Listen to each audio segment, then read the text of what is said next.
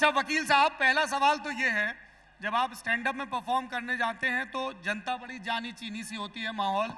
जब इस तरह का साहित्य तक का हल्ला बोल कार्यक्रम होता है जहां पब्लिक गदर काटे, उसको लग रहा है वही सब बता दे, प्यार लुटा दे आपके ऊपर, तब आपकी रिएक्शन क्या होती है?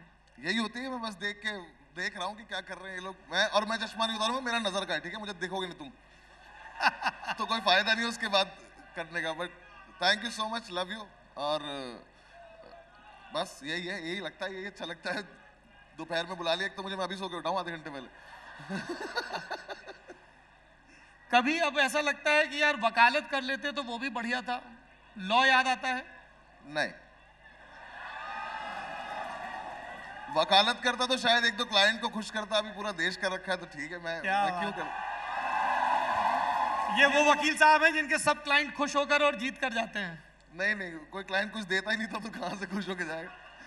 पर हाँ, 2-3 थे जो खुश होके चले गए, बाकी कुछ नहीं किया मैंने। जी, तो अनुभव सिंह बस्सी ने हमसे कहा कि थोड़ा बातचीत को तयशुदा पैटर्न से अलग रखते हैं। आप मुझसे दुनिया जहां की समस्याओं पर सवाल पूछिए, पेरिस क्लाइमेट चेंज से लेके नरेंद्र मोदी की कैबिनेट में किसको होना चाहिए से लेके अलग अलग फिल्म स्टार्स के बारे में, क्रिकेटर्स के बारे में, भाई साहब मेरे पास हर सवाल का जवाब है, मैं आपको दे दूंगा। ठीक है सर? इनमें से एक भी बात नहीं हुई हमारी। अभी मुझे मिले थे, इन्होंने कहा मैं ये सब पूछूंगा, मैंने कहा जवाब नहीं दूंगा, तो फिर भी पूछ रहे हैं तो अच्छा, दिल्ली में रह के आपने अपनी तकदीर संवारी है, दिल्ली के प्रदूषण के बारे में क्या सोचना है? फ्री की सिगरेट मिल रही है, ले लो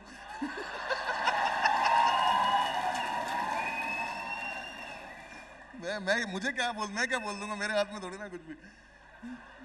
ठीक बात है। और मुंबई, अब तो जाना आना खूब रहता है। मुंबई तो मैं तो गाड़ी में रहता हूँ, मतलब ट्रैफिक में जितनी देर लगती है वापस मतलब जितनी देर ट्रैफिक में लगती है उतनी देर लगती है, बाकी तो कुछ नहीं। मैं रहता नहीं करते हैं मुंबई, एक्सप्लोर करने को है ही नहीं कुछ। दिल्ली बढ़िया यार, मुंबई में कुछ नहीं है। रणबीर कपूर मेरी जान, बहुत शानदार आदमी, बहुत ही शानदार आदमी और कमाल का एक्टर। क्या सीखा शुरुआती मुलाकात, कोई वाकया बताएं।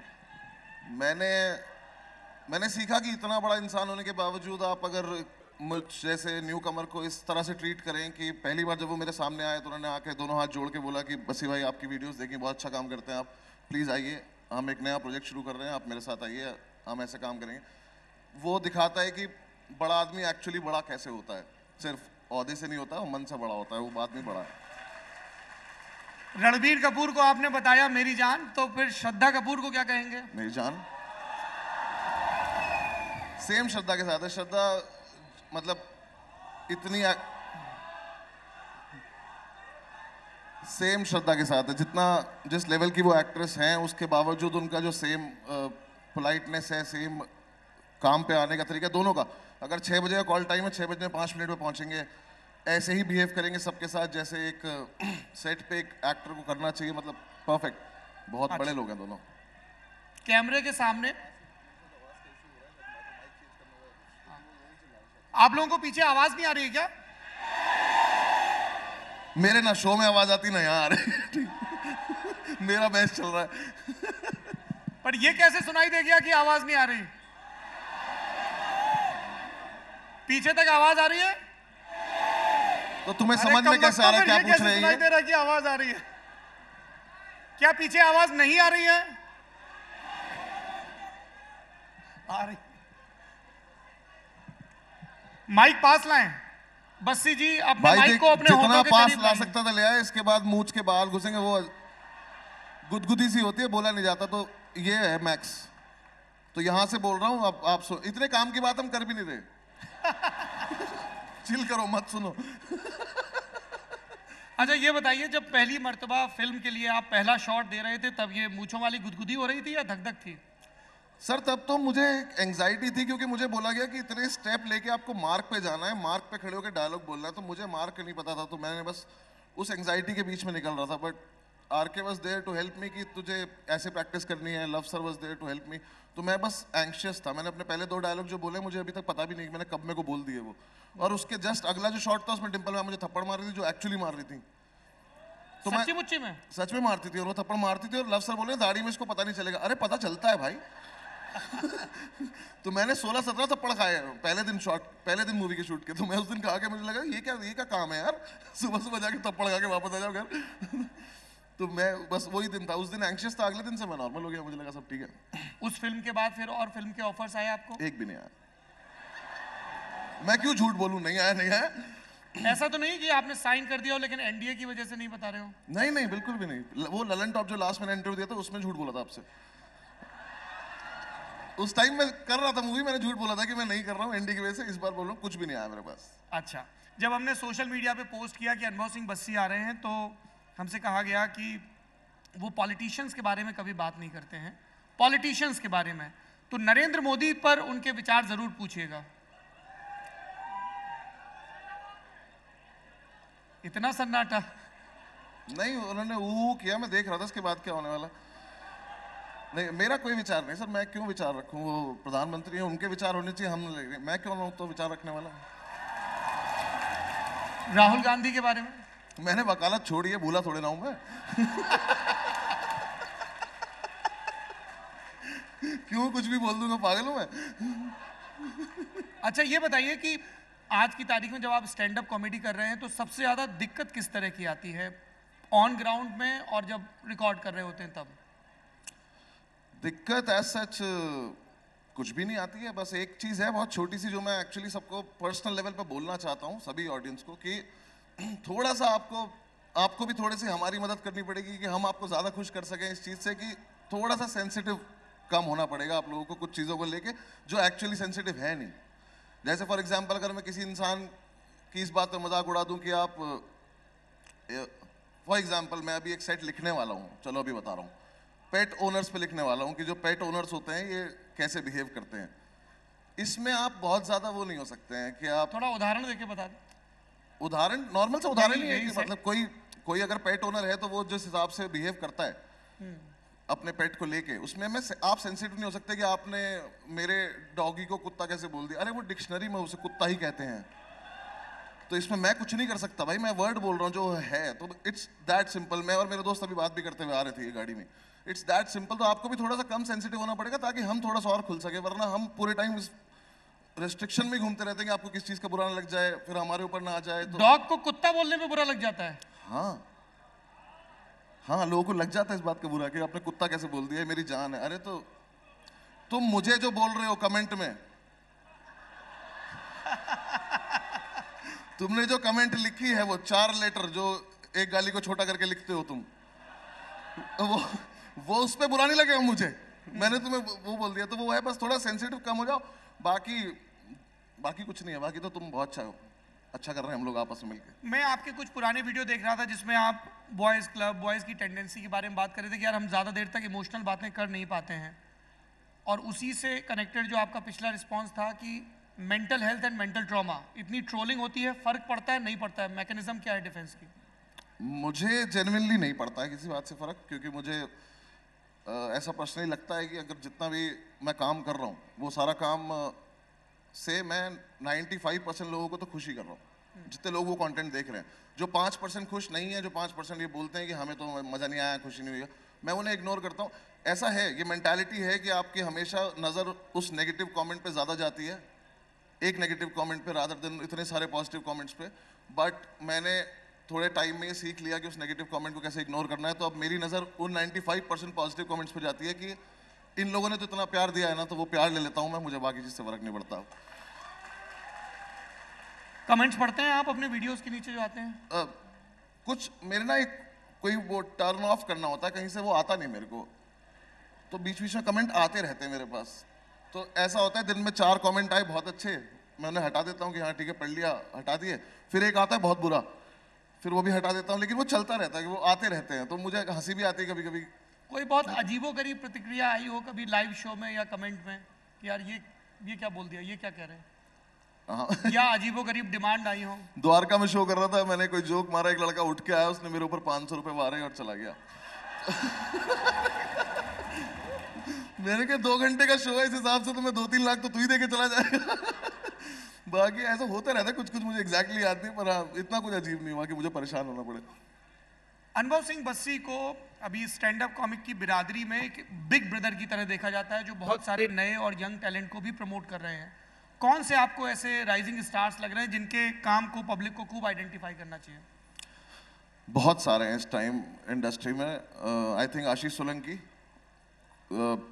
इकलौता कॉमिक होगा जो एक भी गाली आज तक स्टेज से नहीं बोला है अपने। हम कई बार फनी होने के लिए भी गाली आज तक स्टेज से नहीं बोला है आशीष सोलंकी। मैं आपको बोलता हूँ, हम लोग कभी कभार फनी होने के लिए एक सेंटेंस को बनाने के लिए एक वर्ड डाल देते हैं हम बीच में, एक रोजमर्रा का ही वर्ड है, मैं उसे गाली नहीं मानता, है वो गाली ही, लेकिन वो अब इतना कैजुअल हो चुका है हमारी टोन में कि उससे ज़्यादा फर्क नहीं पड़ता। और आशीष सोलंकी अपनी राइटिंग पे इतना ज़्यादा स्ट्रांग है कि उसमें भी नहीं जाता, वो वहाँ पे खेल जाता है।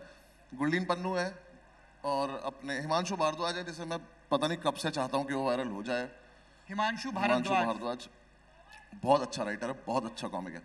बाकी ऐसे ओमकार है, बहुत सारे लड़के हैं अभी जो इंडस्ट्री में आने बाकी हैं, जो आप लोगों को भी पता भी नहीं है कितने सारे कॉमिक्स आने वाले हैं, जिनके लिए जो यहाँ बैठे होंगे अगले 1-2 साल में, तो बहुत मैं इसलिए ये सवाल पूछ रहा हूँ ताकि जब आपके जैसा बड़ा स्टार कॉमिक का उनका नाम मेंशन करेगा तो ये जो हजारों की जनता है, they will be more curious about them, they will explore their content.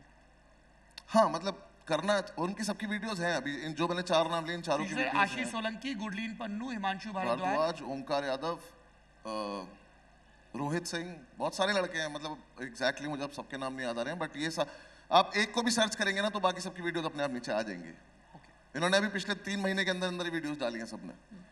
Stand up comics के ऊपर ये प्रेशर कितना रहता है कि उनको सोशल मीडिया पे बहुत एक्टिव रहना है ताकि उनके नाम का बज़ बना रहे, उनका कीवर्ड स्ट्रांग रहे, और ये शो में कैसे रिफ्लेक्ट होता है टिकटिंग में? जीरो प्रेशर है, बिल्कुल भी प्रेशर नहीं है। अगर आपका कंटेंट अच्छा है और आपने एक बार ऐसा कंटेंट डाल दिया जो लोग रिपीटेटिव उस पर देखेंगे तो फिर कोई प्रेशर नहीं है सोशल मीडिया का।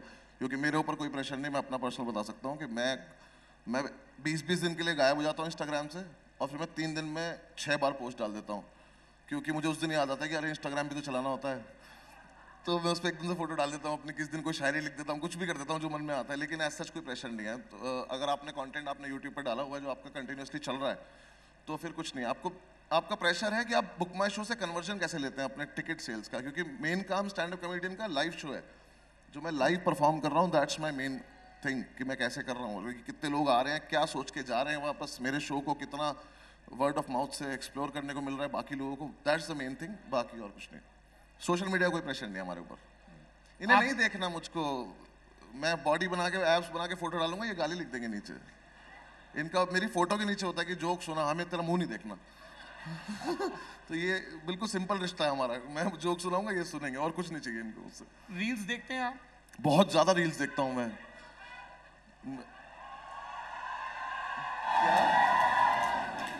हाँ, रील्स बता। क्या बोला ये?